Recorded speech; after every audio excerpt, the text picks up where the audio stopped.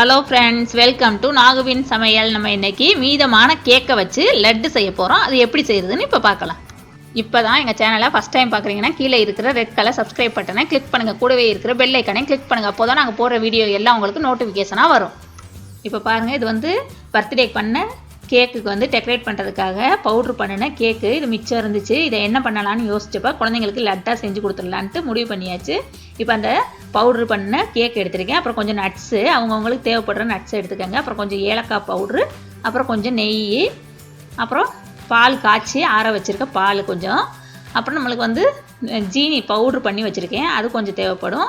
இப்போ வந்து 1 டீஸ்பூன் இல்லாட்டி 2 டீஸ்பூன் அளவுக்கு நெய் ஊற்றிக்கங்க. ஊற்றிட்டு நம்ம வச்சுருக்க அந்த நட்ஸை வந்து முந்திரி, பாதாம், பிஸ்தா எது வேணாலும் எடுத்துக்கலாம். அந்த நட்ஸை வந்து இதில் நெய்யில் போட்டு நல்லா வறுத்து எடுத்துக்கோங்க. வறுத்து எடுத்துகிட்டு நம்ம வச்சுருக்க கேக்கு, அந்த பவுட்ரு பண்ண கேக் இருக்குல்ல, அதில் வந்து இப்போ வந்து கொஞ்சமாக ஏலக்காய் பவுட்ரு சேர்க்குறேன்னா, அடுத்து பவுட்ரு பண்ண ஜீனியை சேர்க்குறேன். என்கிட்ட வந்து பவுட்ரு பண்ண ஜீனி இருக்கிறதுனால நான் அதை சேர்க்குறேன். அப்படி இல்லைன்னா சும்மா வெறும் ஜீனி கூட நீங்கள் வந்து யூஸ் பண்ணிக்கலாம். இப்போ நம்ம வச்சுருக்க அந்த நட்ஸ் வறுத்து வச்சுருக்கதை அதை மட்டும் எடுத்து போடுறேன். நெய்யோடு ஊற்றலை, நெய் வந்து இருக்கட்டும், நெய் அந்தளவுக்கு தேவைப்படலை. அதனால் நட்ஸை மட்டும் போட்டாலே அந்த நட்ஸில் இருக்க நெய்யே நம்மளுக்கு போதுமானதாக இருந்துச்சு. அதை நல்லா கலக்கி விட்டுக்கோங்க. கையை வச்சு நல்லா கலக்கிக்கோங்க. அப்போ தான் நல்லா கலக்க வரும்.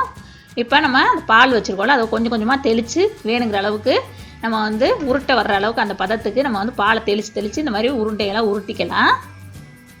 நம்ம அப்படியே வச்சுருந்தோம்னாக்க அது வந்து யாருமே பசங்க சாப்பிட மாட்டாங்க. இந்த மாதிரி லட்டாக உருட்டின உடனே காலி ஆயிடுச்சு. அந்தளவுக்கு ரொம்ப ரொம்ப சூப்பராக இருந்துச்சு, டேஸ்ட்டாக இருந்துச்சு. அதுவும் 2 நிமிஷத்தில் ரெடி ஆயிடுச்சு. நான் இது வந்து டெசிகேட்டட் கோகோனட் போட்டு அது வந்து கோட் பண்ணி எடுத்துருக்கேன். அந்த மாதிரி வேணும்னாலும் செஞ்சுக்கலாம், நார்மலாக செய்கிறதுனாலும் செஞ்சுக்கலாம். நீங்கள் இந்த மாதிரி செஞ்சு கொடுத்தீங்கன்னா உங்கள் குழந்தைங்க வந்து ரொம்ப விரும்பி சாப்பிடுவாங்க. கண்டிப்பாக உங்கள் வீட்டில் மீதமான கேக் இருந்துச்சுனாக்க நீங்கள் வந்து இதை கண்டிப்பாக எல்லோரும் ட்ரை பண்ணி பாருங்கள். இந்த வீடியோ உங்களுக்கு பிடிச்சிச்சின்னா லைக் பண்ணுங்கள், ஷேர் பண்ணுங்கள், சப்ஸ்கிரைப் பண்ணுங்கள். கூடவே இருக்கிற பெல் ஐக்கனை கிளிக் பண்ணுங்கள். தேங்க்யூ.